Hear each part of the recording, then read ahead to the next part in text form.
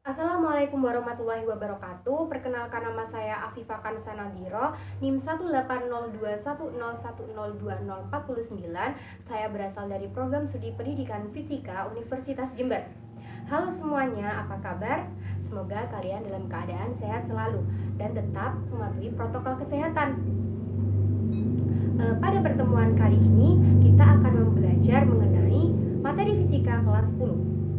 Sebelum membahas ke materi, coba kita perhatikan ilustrasi berikut ini. Apa yang kalian pikirkan dari gambar tersebut? Ya, seorang anak kecil yang sedang mendorong meja. Dari gambar tersebut, apakah terjadi perubahan posisi? Jelas terjadi perubahan posisi dari posisi awal A menuju ke akhir B. Dalam besaran fisika, perubahan posisi dari satu tempat ke tempat yang lainnya itu dinamakan dengan perpindahan. Dari gambar tersebut, apakah terdapat arah? Ya, jelas terdapat arah, tergantung dari seorang anak laki-laki itu memindahkan meja. Pada materi sebelumnya sudah dijelaskan bahwasannya berdasarkan ada atau tidaknya arah, besaran itu terbagi menjadi dua, yaitu satu besaran skalar dan juga besaran vektor. Besaran skalar adalah besaran fisika yang memiliki nilai atau besar saja, sedangkan besaran vektor adalah besaran fisika yang mempunyai nilai dan juga arah. Sudah jelas kan kita sekarang mau belajar apa? Ya, betul sekali. Hari ini kita akan belajar mengenai besaran vektor, di mana vektor ini digambarkan sebagai anak panah, yang mana terdiri dari titik pangkal A dan juga titik ujung B. Panjang dari A ke B dinamakan dengan besar atau nilai vektor, sedangkan anak panah di sini digambarkan dengan arah vektor. Arah vektor dapat dinyatakan sebagai besar sudut terhadap titik acuan. Contohnya di sini ada diagram kartesius dengan ditandai vektor F dengan besar sudut yaitu 60 derajat. Bagaimana dengan arah vektor tersebut? Maka arah vektor F itu adalah 60 derajat terhadap horizontal. Selain itu juga ada cara penulisan dalam besaran vektor. Setelah membahas mengenai penulisan vektor, kita harus mengetahui notasi vektor. Coba perhatikan gambar berikut ini. Terdiri dari dua vektor, vektor A dan juga vektor B yang masing-masing terdiri dari koordinat x1, y1 dan x2, y2. Di mana di situ juga digambarkan terdapat vektor AB karena terjadi perpindahan dari A ke B, sehingga terdapat tiga vektor. Bagaimana dengan cara penulisan notasi vektornya? Cara penulisan notasi vektor yaitu dari titik pangkal menuju titik ujungnya. Berarti bisa kita tuliskan di sini ada vektor OA, vektor OB dan juga vektor AB.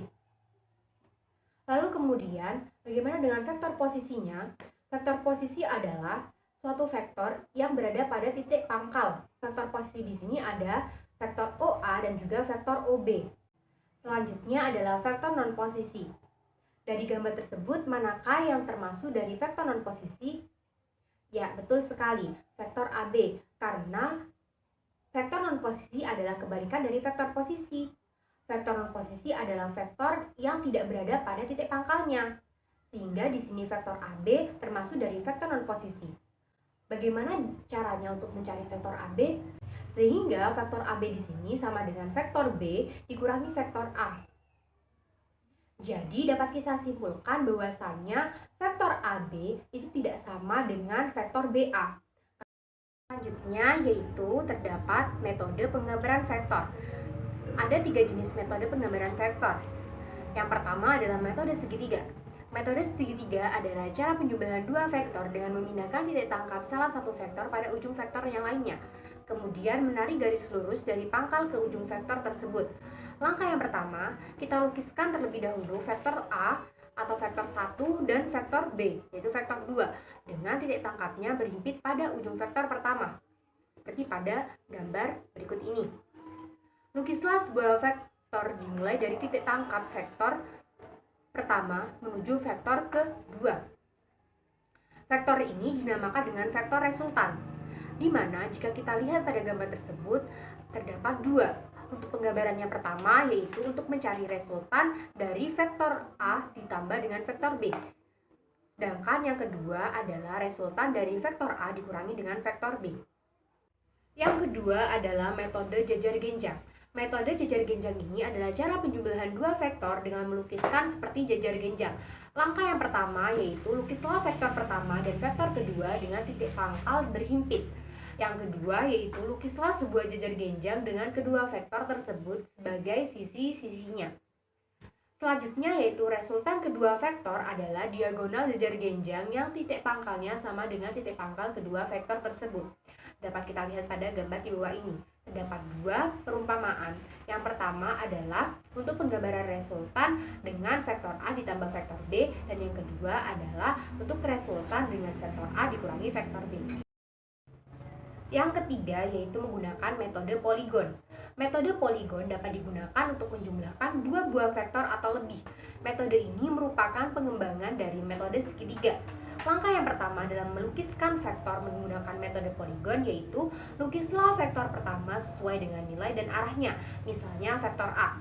Kemudian lukislah vektor kedua, misalnya B, sesuai nilai dan arahnya dengan titik tangkapnya berhimpit pada ujung vektor pertama.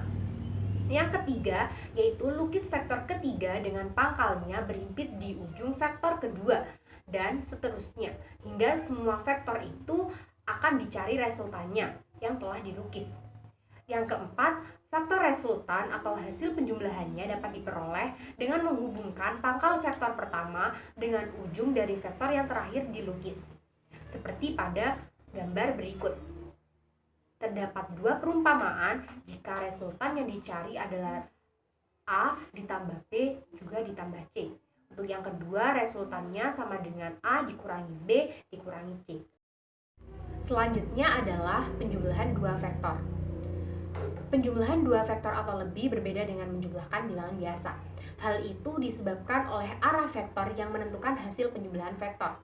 Arah dalam besaran vektor itu sendiri dapat dinyatakan dalam berbagai cara, antara lain sudut, arah mata angin dari atas, bawah, ke kiri, ke kanan. Hasil penjumlahan vektor itu sendiri disebut dengan resultan vektor, di mana jika kedua vektor itu memiliki arah yang sama atau searah, dapat kita jumlahkan. Penjumlahan tersebut terdiri dari dua, yaitu penjumlahan vektor sejajar dan penjumlahan vektor tegak lurus. Penjumlahan vektor yang pertama yaitu penjumlahan vektor sejajar. Vektor sejajar atau segaris dan atau searah merupakan vektor-vektor dengan panjang dan arah yang sama. Vektor A dan B dikatakan sejajar jika segaris dan searah.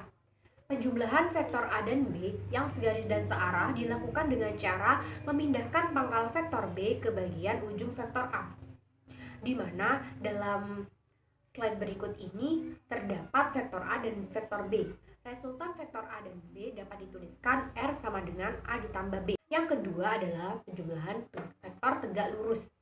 Hasil penjumlahan dua vektor yang saling tegak lurus memiliki resultan berbentuk segitiga siku-siku, yang mana vektor tersebut berlaku persamaan Pythagoras dalam matematika. Dalam menentukan resultannya yaitu C sama dengan akar dari A kuadrat ditambah B kuadrat. Besar dari vektor tersebut yaitu tan alfa sama dengan B per A. Di sini saya mempunyai latihan soal mengenai vektor saling tegak lurus, di mana Budi berjualan buah-buahan keliling sejauh 10 meter ke timur dan 24 meter ke selatan. Tentukan besar dan arah perpindahan Budi. Dalam menentukan besar perpindahan Budi dapat kita ketahui dari rumus S sama dengan akar A kuadrat ditambah B kuadrat.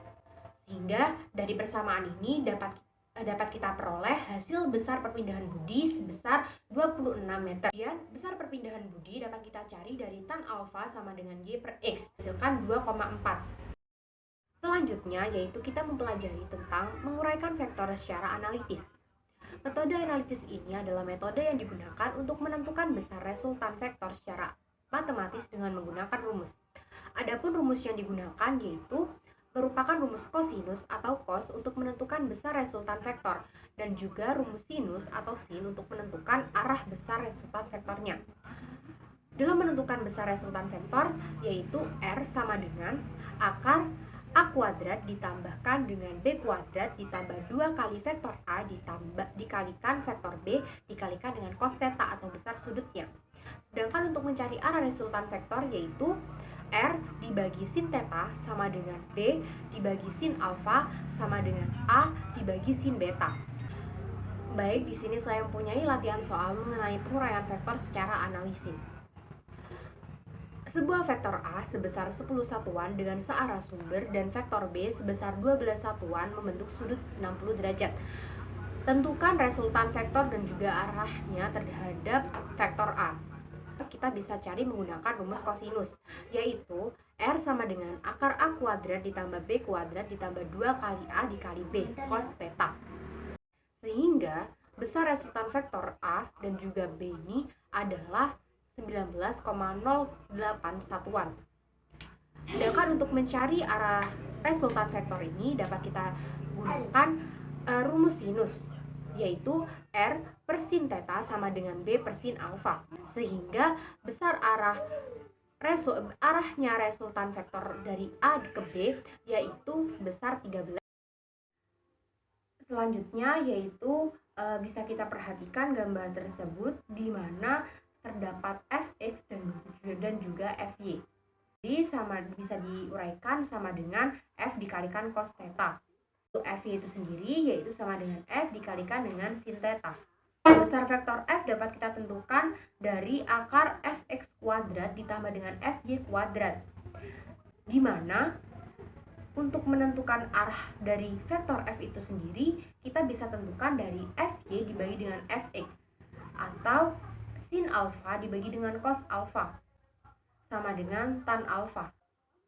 Selanjutnya di sini juga terdapat latihan soal di mana diketahui f1 sama dengan 16n, f2 10n. Tentukan resultan dari kedua vektor gaya tersebut. Kita uraikan terlebih dahulu, kita gambarkan grafiknya terlebih dahulu. Fx sama dengan F1x ditambahkan dengan F2x sama dengan 8 dimin 6,85 sama dengan 1,14 Newton. Sedangkan Fy sama dengan F1y ditambah F2y sama dengan 10,98 dikurangi dengan 5 sama dengan 5,98 Newton. Sehingga resultan dari kedua vektor gaya tersebut bisa kita tuliskan yaitu R sama dengan akar A kuadrat ditambah B kuadrat ditambah dengan 2 kali A dikali B dikali cos theta. Resultan dari kedua vektor gaya tersebut sebesar 6,09 Newton. Mungkin cukup sekian pembahasan pada materi vektor hari ini. Tetap semangat belajar dalam menuntut ilmu, tetap mematuhi protokol kesehatan dan juga 5M. Saya akhiri. Wassalamualaikum warahmatullahi wabarakatuh.